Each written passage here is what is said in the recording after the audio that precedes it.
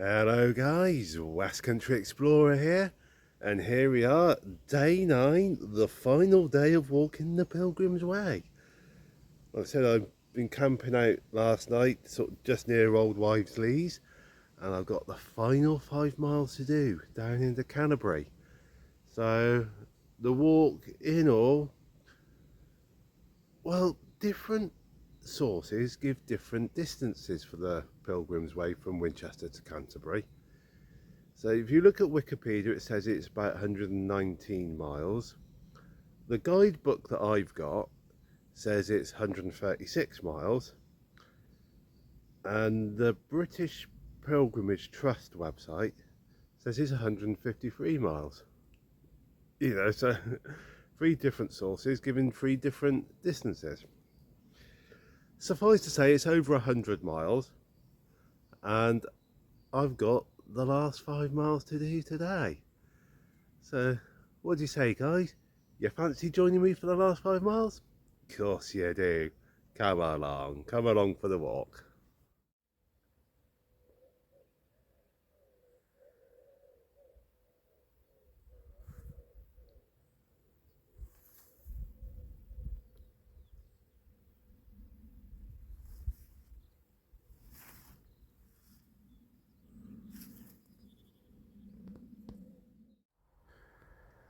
Been walking through some rather large apple orchards. It's just a little small one that I'm walking along the side of.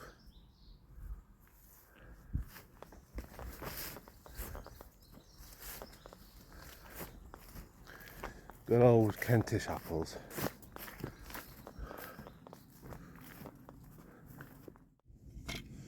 That polytunnel's there with rows of strawberry plants in them.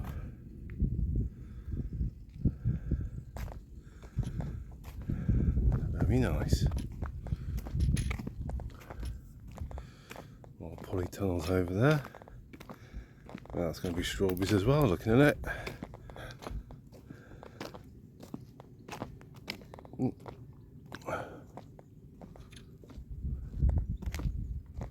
Lots of lovely strawberries.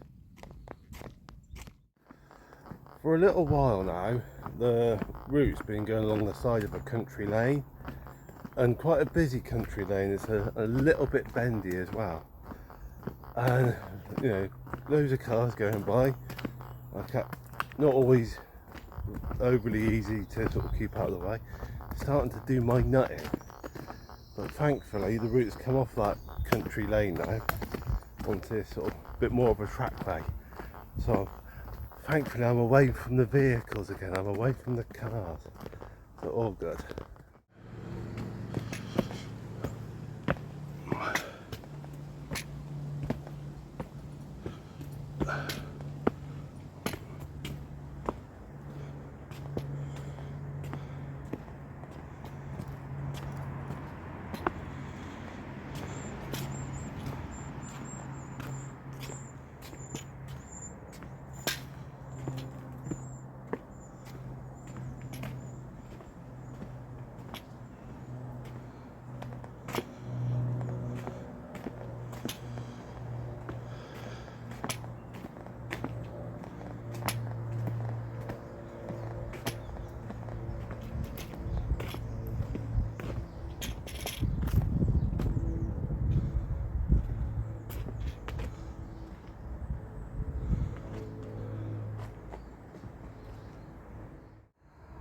Well, the church at Harbledown is closed. Unfortunately, you can't go in, but not what I can do about that. The church is quite an old one, dates from about 1050, so 120 years before Thomas à Becket was murdered. And it was in Harbledown that on the 12th of July 1174, I'll tell you what, let me double check the guidebook. Yeah, 12th of July 1174, Henry II did his penitential, did a walk of penance from Harbledown into Canterbury. Because it was Henry Henry II, who, not in any seriousness, sort of 4 years beforehand, had said, "Who will rid me of this turbulent priest?" And some knights who, like, I think they were drunk at the time, but anyway, some knights overheard him, thought he was being serious, and they jogged on to Canterbury and killed Thomas à Becket, thinking that Henry II had been serious when he said, "Who will rid me of this turbulent priest?" So like I said, 1174, he did a walk of penance from here to Canterbury. I think he did it barefooted, if I remember rightly. In Chaucer's book, Canterbury Tales, his characters, Harbledown is the last stop for the characters. So obviously they're coming down from London to Canterbury, and they're stopping along the way and sort of telling each other stories and all the rest. And Harbledown is their last stop before they get to Canterbury. So yeah, not long now, almost there. I think about a mile or so I've got to do, something like that. Yeah, my pilgrim journey's almost at an end. Right, so I'm in the Roper Chantry at St Dunstan Church, sort of just up the road from the Canterbury city centre. Right, and we'll read it out. Beneath this floor is the vault of the Roper family, in which is interred the head of Sir Thomas More, of illustrious memory, sometime Lord Chancellor of England, who was beheaded on Tower Hill, 6th of July, 1535. And of course today's the 6th of July, 2023. But Thomas More, he refused to sign the act, was it the Act of Supremacy? This Act of Supremacy was basically sort of saying that the king was like the head of the Church of England, because it was King Henry VIII at the time. But he was the one who created the Church of England, Henry VIII, because he broke away from Roman Catholicism. So Thomas More refused to sign it and got beheaded, and his head's now interred here.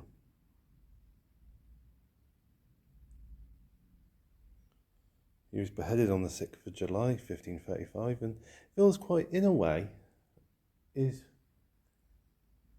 fitting the right word? It kind of feels, in a way, it feels a bit happenstance that I've come to stop at this church on the 6th of July. But what I'll do is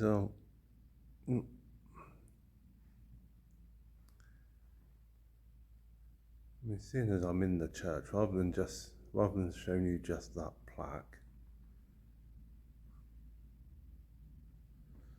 I'll show you some of the rest. I'll tell you what,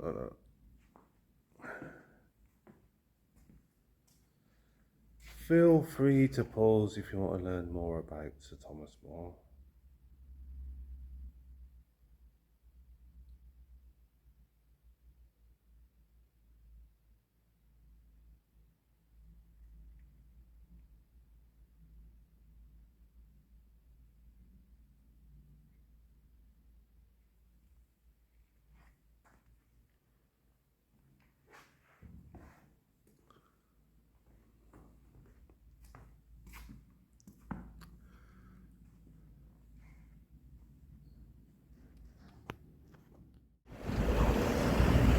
One of Canterbury's old city gates.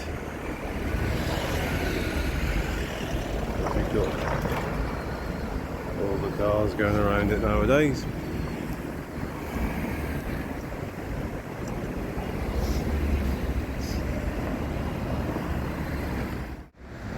And there we have it from the other side.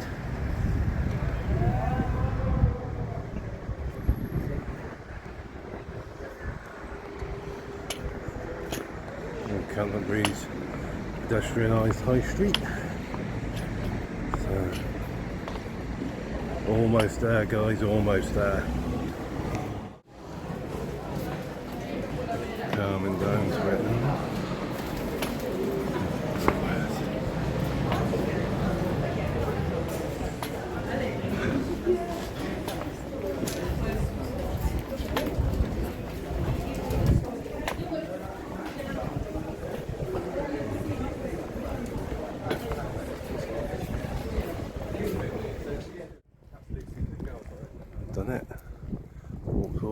the Canterbury Cathedral.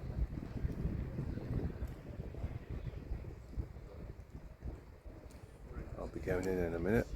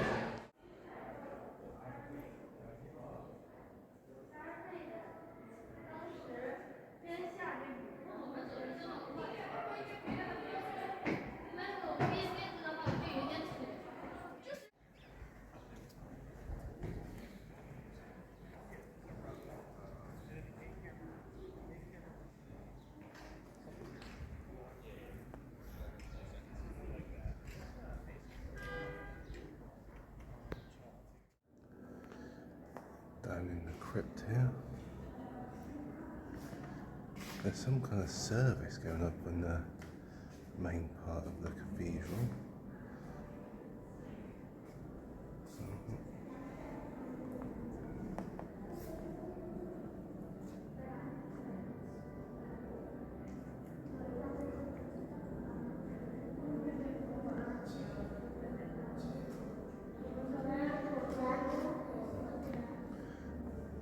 So I'm hoping I can get to the Thomas à Becket shrine.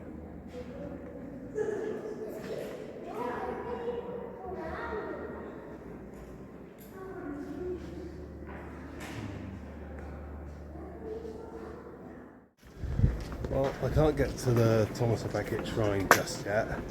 So what I'm going to do is, the service thing is over at 1 o'clock. And it's 11 o'clock now, so I'm going to go into town for a couple of hours or so, get a bit of lunch and all the rest, and then go back to the cathedral, sort of a bit after 1, probably in for about 1:15, give them time to clear out and all the rest.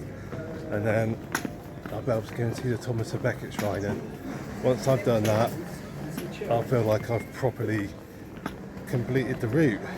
So yeah.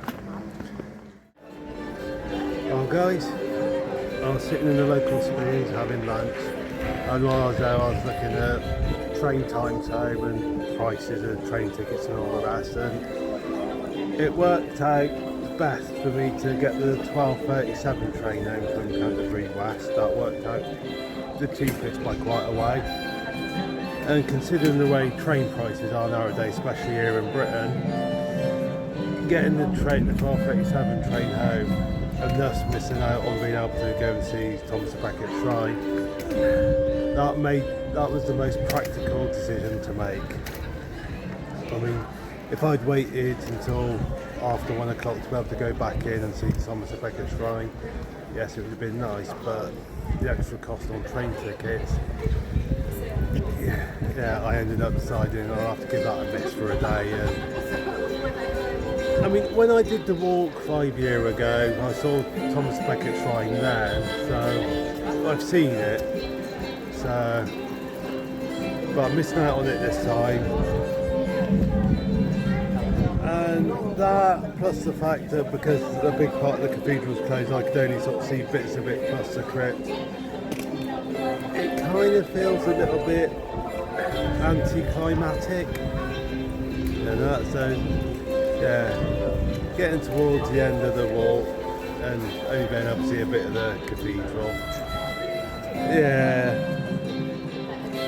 I think the ending could have been a bit better in a way, but I mean I can't hold that against the cathedral. I mean, there's that special I can't remember, not sure what kind of service it was, but it was just unfortunate timing that I happened to get here on the day when there's a light service going on in the morning. So yeah, just bad timing. That's all it is, bad timing. So there, guys. That's the end of my pilgrim walk. Winchester to Canterbury. So thank you for joining me on this walk. Hope you've enjoyed it. I certainly have. Yeah, bit of a shame that I couldn't see more of the cathedral at the end, but like I said, that's just the way it is. So.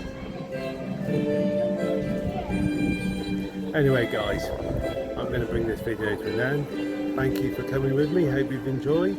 Look forward to seeing you in the next video, and in the meantime guys, as usual, stay safe, take care.